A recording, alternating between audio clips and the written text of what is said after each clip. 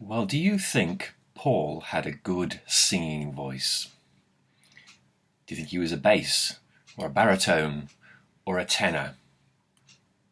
Or perhaps he was tone deaf and groaned along in a tuneless way whenever the congregations of which he was a part raised their voices in song? That might sound like a bit of a silly question to ask, but equally we're talking about Paul, a human being who we know from his letters had skills and gifts and also weaknesses. And it's this real life Paul who wrote the letters that we read in the New Testament. We're in Ephesians today, and we could debate long and hard whether Ephesians in whole or in part was actually written by Paul. But when Paul, in the reading we'll hear in a moment, talks of singing psalms and songs, I'm fairly sure that we're hearing something of the authentic Paul here, and indeed in other letters we get similar hints that singing was a part of the life of the church from its very beginning, and certainly amongst those Christian communities that Paul both formed and ministered to. And indeed, the very verse before we pick up the reading in a moment is one of those passages where many commentators would guess and imagine we're actually hearing little quotes that may well have been the line of a well-known hymn that was used by the early church. Sleeper, awake, rise from the dead, and Christ will shine on you. No idea what the tune was, but you can imagine that as one of those lines of a hymn that would have lived in the hearts and souls of those early Christians and would have come to mind to Paul as he writes to the church. So let's listen to what Paul has to say, and maybe it's also worth just pointing out that this, to my mind, really quite nicely rich passage from Paul comes in the midst of some fairly heavy ethical teaching, which of course is also a characteristic of Paul's genuine letters. But as always with Paul, in the midst of that heavy instruction for good Christian living come these deeper and fuller descriptions that give us a window into the real life of the Christian believer. And so Paul says, "Be careful then how you live, not as unwise people, but as wise, making the most of the time, because the days are evil. So do not be foolish, but understand what the will of the Lord is. Do not get drunk with wine, for that is debauchery, but be filled with the Spirit. As you sing psalms and hymns and spiritual songs among yourselves, singing and making melody to the Lord in your hearts, giving thanks to God the Father at all times and for everything, in the name of our Lord Jesus Christ." Paul and the Christian communities which he founded and ministered to were people of song.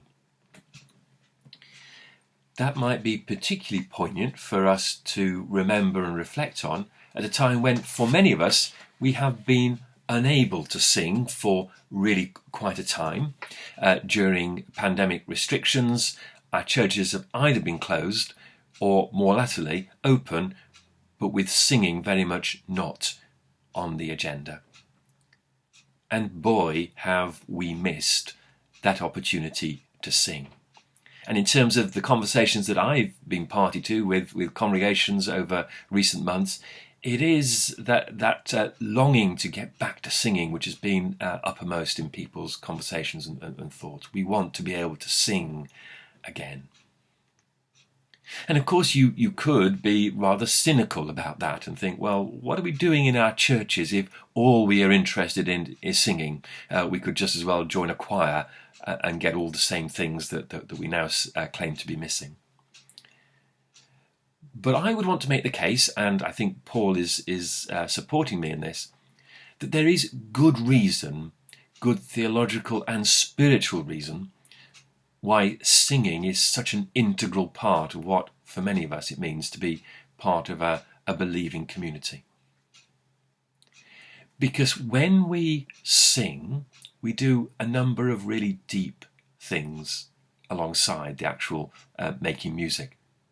First of all, our hymns and our songs, of course, often carry our theology. Not always well, of course. We sometimes get attached to hymns whose theology is a bit suspect, but it often strikes me that because we are a singing community, all of us who are immersed in the Christian tradition carry with us a whole library of theology because of the hymns that we know in our hearts and which we could easily bring to voice with the right tune and the right encouragement. We carry a whole repertoire of theology in the hymns that we know and remember. And when we sing, that theology which we carry with us and that spirituality that we carry with us touches a very deep place within us, because making music is something that stirs the emotions, stir the inner being of ourselves, particularly if we are musically inclined. It's no mere peripheral activity for us as human beings. It's something very deep when we sing. And so taking our theology, touching a deep place within us, and then, of course, singing, proper singing, embraces our whole selves. And it's one of the reasons why singing is often heralded in these days as something that is good for us, because it is a whole being activity if we do it right. It involves our physical self, it involves our emotional self and our intellectual self as we engage with both the words and the music.